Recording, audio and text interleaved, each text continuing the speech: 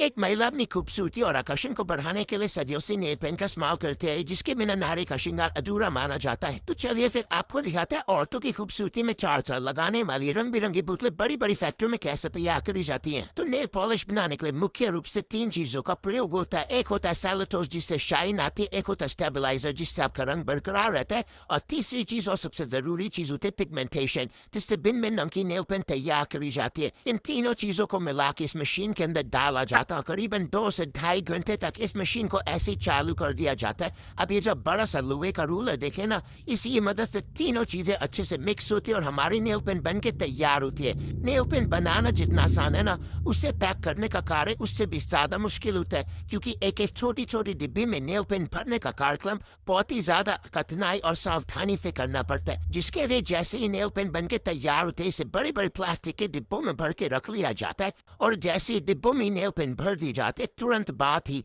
इन डिब्बों को बंद कर दिया जाता है, ताकि नेल पेंट उड़े ना और सूखे ना। क्योंकि एक बार अगर नेल पेंट सूखना शुरू हो गई तो भाई इसको कोई नहीं बचा सका। और मैं आपको बता दूं, नेल पेंट से कहीं ज्यादा जरूरी ना ये उसकी छोटी छोटी सी भिन्न आकार की शीशे की शीशियां होती है, क्योंकि इनके बिना तो भाई नेल पेंट सूख के सुपारी बन जाएगी। तब एक एक करके सारी की सारी शीशियों को एक लाइन में लगा दिया जाएगा। उसके बाद भिन्न भिन्न रंग के भरने का कार्यक्रम शुरू करा जाएगा। अब एक रंग का ये प्लास्टिक का डिब्बा ले लिया गया, इसे छोटी शीशी के अंदर इस रंग को डाला जाएगा। यहाँ पे लाल रंग का सबसे पहले चयन करा गया। आपको बता दूं, लाल हो या गुलाबी, इनमें भी बहुत प्रकार के रंग होते हैं। कोई गाढ़ा गुलाबी होता है, कोई हल्का गुलाबी होता है, कोई शाइन वाला गुलाबी होता है, कोई बिना शाइन वाला गुलाबी होता है, और ये आ गया हमारा ऑरेंज रंग। एक एक करके सारे शीशों में रंग को भर के तैयार कर लिया जाएगा। आप यहाँ पे देख सकते हैं, कोई लाल आपको थोड़ा सा ज्यादा गाढ़ा दिखेगा, तो कोई लाल आपको बिल्कुल हल्का सा लाल दिखेगा।